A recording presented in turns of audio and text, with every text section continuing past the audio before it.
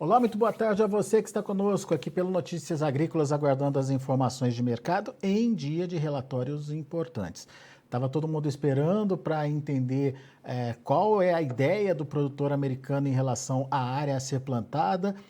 Existia uma expectativa desde lá de trás, quando saíram as informações do Outlook, a primeira referência aí de plantio nos Estados Unidos, de que a área de soja pudesse aumentar em detrimento da de milho lá nos Estados Unidos. Hoje, o relatório acabou confirmando essa tendência, mas o mercado se assustou, principalmente com o tamanho aí dessa variação. A gente vai entender direitinho nessa conversa que a gente vai ter agora com o Aaron Edward, consultor de mercado, falando com a gente direto lá dos Estados Unidos. Meu caro, seja muito bem-vindo. Dia de relatórios importantes, como eu disse. Hoje teve esse relatório de acreagem aí, né? De área plantada a ser plantada nos Estados Unidos. Hoje teve o relatório dos estoques e aquele tradicional relatório também de vendas aí do mercado, né? Eu queria entender essa reação negativa para a soja, por que que isso aconteceu e me parece que está alinhado com o que o relatório trouxe, é isso, Aaron? Exatamente. A notícia que impactou o mercado foi a área. Em suma, tem cerca de 2 milhões de acres que foram do milho para a soja em relação ao que o mercado esperava. E então o preço reagiu à área de milho, menos oferta, o preço do milho subiu, teve parte do pregão que o contrato da safra nova norte-americana, o contrato de dezembro, trabalhou em limite de alta no milho, e a soja, com mais área, o preço despencou, caindo aí quase 50 pontos em muitos contratos. Então foi positivo para o milho, negativo para a soja, o relatório de área. Bom, com essa informação de uma área maior de soja nos Estados Unidos, vamos trabalhar com a soja primeiro, depois a gente dá uma olhadinha também no milho. Com essa informação de que a área a ser plantada nos Estados Unidos é maior, Aaron, isso traz para o mercado uma tendência de queda ou foi mais o impacto do boletim hoje, das informações de hoje mesmo, hein? A minha expectativa é que provavelmente os 40, 50 pontos que nós perdemos hoje, no curto prazo nós vamos recuperar. Essa é a minha expectativa. Em relação à tendência um pouco mais de longo prazo, falando tecnicamente, nós abrimos o pregão hoje trabalhando bem ali na faixa da média móvel dos 20 dias, que a gente usa isso como um termômetro para a tendência. O mercado estava em tendência altista e essa semana tem trabalhado bem próximo ali dessa média móvel e hoje, obviamente, caiu. Como nós vamos reagir quando nós voltarmos a esse nível? Eu espero que a gente volta para esse limite aí dessa média móvel de 20 dias, mas a minha dúvida e a pergunta maior é se a gente vai conseguir romper e ir para o lado de cima e ter novas altas, ou se a gente precisa começar a trabalhar com esse mercado em Chicago como um mercado baixista. Então, eu vou estar acompanhando muito os preços e como eles negociam ali, recuperando os ganhos de hoje. Então, quando o mercado recuperar, na minha concepção, deve recuperar 40, 50 pontos, daí em diante vai recuperar mais ou esse vai ser oportunidades que a gente deve começar já a vender porque é um mercado trabalhando com tendência baixista? Essa, Vamos ver, mas essa é a minha alerta de hoje. essa recuperação que você prevê aí acontecer, ela aconteceria ao longo do desenvolvimento da safra americana ou já agora, nos próximos dias, com alguma visão aí de preocupação sobre a questão da oferta, Aaron? Quando você tem um relatório assim que de certa forma choca, o que acontece é que você tem aquela reação inicial que seria o bem óbvio. Aí todo mundo se acalma um pouquinho e fala, espera aí, mas 2 milhões de acres é muita área. Será que vai mudar tudo isso? Aí começam a reagir. E nesse patamar, será que não deveria estar comprando soja? Ainda tem preocupações. Então, Geralmente tem essa reação inicial, aí o mercado se acalma um pouquinho. Então, o milho pode dar uma segurada, não ter novos ganhos, e a soja eu imagino que vai recuperar um pouquinho do que perdeu hoje. No curto prazo, nos próximos dias, semanas, seria minha expectativa. Mas a partir daí, é força suficiente para essas novas altas e recuperar o preço ou não? E eu acho que tem que ter cautela de que talvez uma ampliação diária nos Estados Unidos, se tiver uma boa safra, a gente já começa a trabalhar com um mercado um pouco mais tímido de ter novas altas. Pois é, e daí entra a questão dos estoques, que aliás é um segundo relatório que foi divulgado hoje, estoques trimestrais, o que existia efetivamente de soja à disposição aí do mercado em 1º de março. Como é que você viu esse relatório, apesar de estar dentro da expectativa do mercado, qual a sua leitura das entrelinhas aí, Aaron?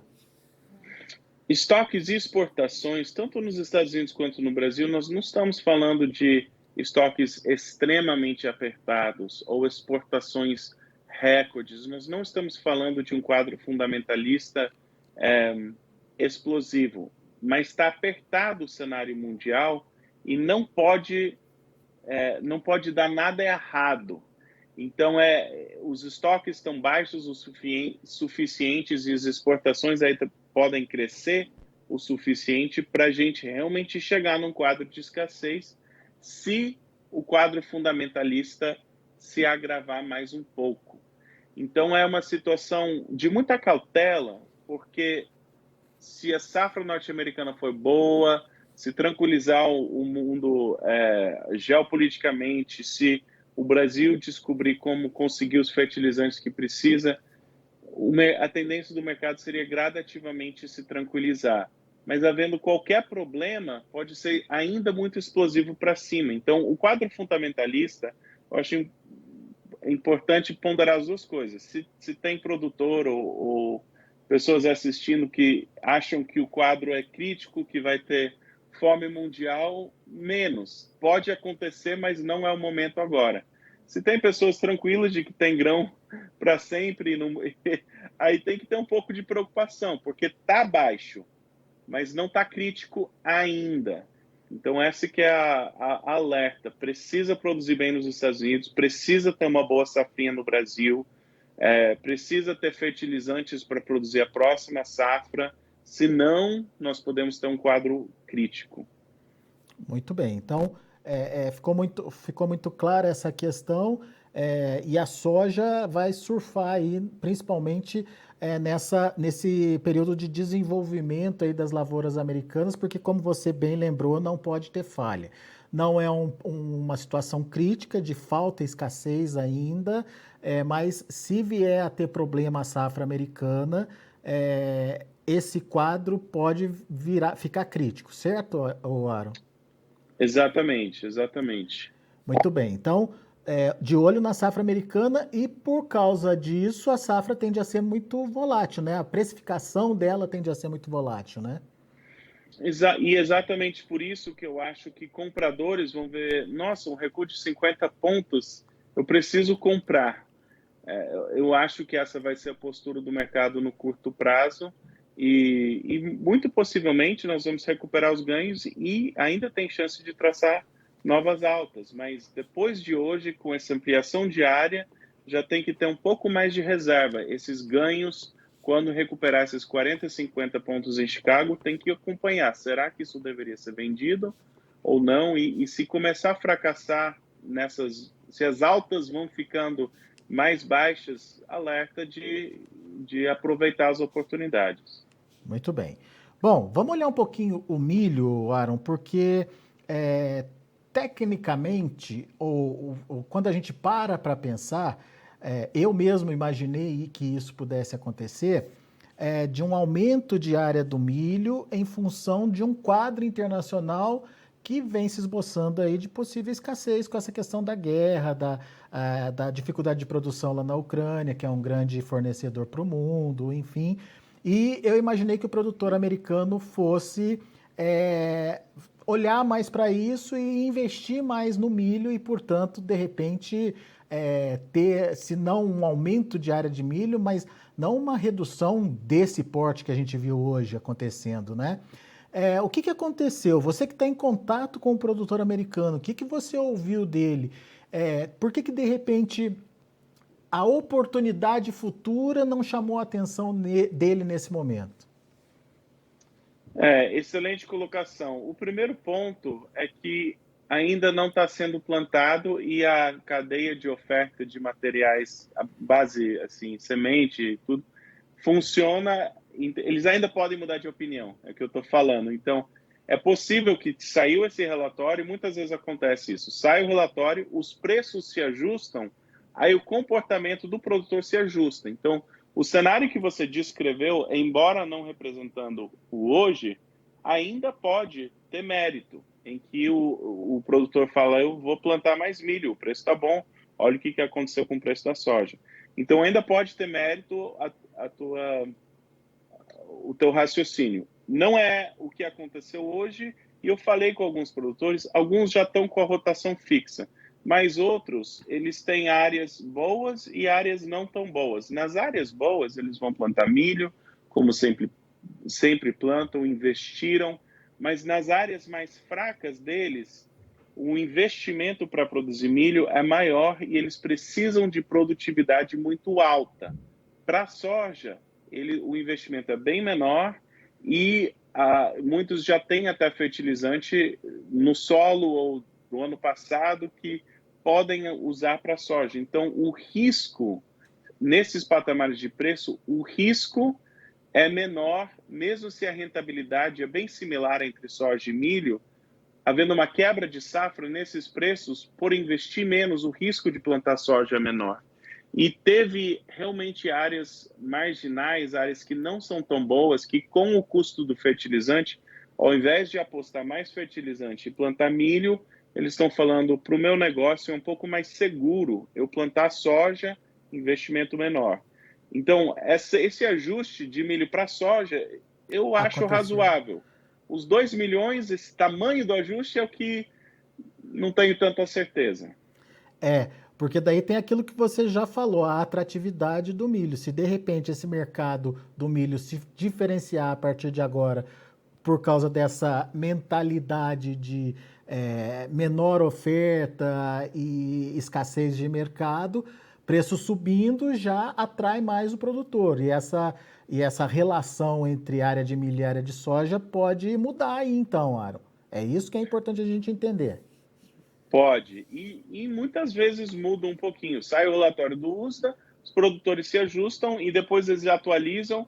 Parece que o USDA fica mudando de opinião, mas até certo ponto o USDA fala um número, o mercado reage, o produtor reage ao mercado e o número muda. Então, pode ainda ter ajustes para os próximos relatórios que favorecem a soja. Muito bem. Então vamos lá. Para a soja, a gente tem aí uma possível recuperação dos preços, principalmente fundamentada nos compradores que estão vendo oportunidade aí de compra com essa queda que aconteceu. Voltamos aos patamares, recuperamos esses 40, 50 pontos que se perdeu hoje, já no curto prazo. Daí o que a gente precisa olhar e saber é se vai ter força, se vai ter novidade ou fundamento novo que justifique ultrapassar essa barreira, vamos dizer aí, dos $17 por bushel, que é o que a gente vê a soja batendo e voltando, né, Aaron? Acertou em cheio. É isso. E a verdade é que depende bastante do clima. Agora a gente já está falando de plantio nos Estados Unidos. Boa. E para o milho, apesar dessa redução diária, muito em função de uma estratégia de plantio do produtor americano baseada aí no custo de produção e na fertilidade do solo que ele tem, no investimento que ele tem que fazer para garantir bons resultados. Se houver atratividade, ou seja, se o preço do milho continuar subindo, o produtor pode mudar de ideia ainda até a conclusão aí do plantio. Exatamente. Ainda pode ter mudanças no que acontece de fato, mesmo que saia o relatório. Ainda dá tempo. Boa. Então vamos ficar de olho nesse mercado e principalmente como os investidores estão olhando aí essa dinâmica, como que eles estão de olho no início do plantio.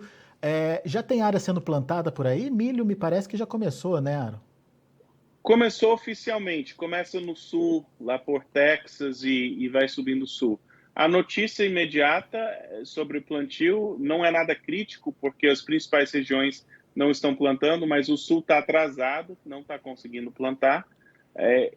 As Dakotas está seco, Nebraska está seco. Muitas das principais regiões ou conseguiram neve ou chuva, que vai dar para começar o plantio, mas ainda assim, só vai dar para plantar com o que tem.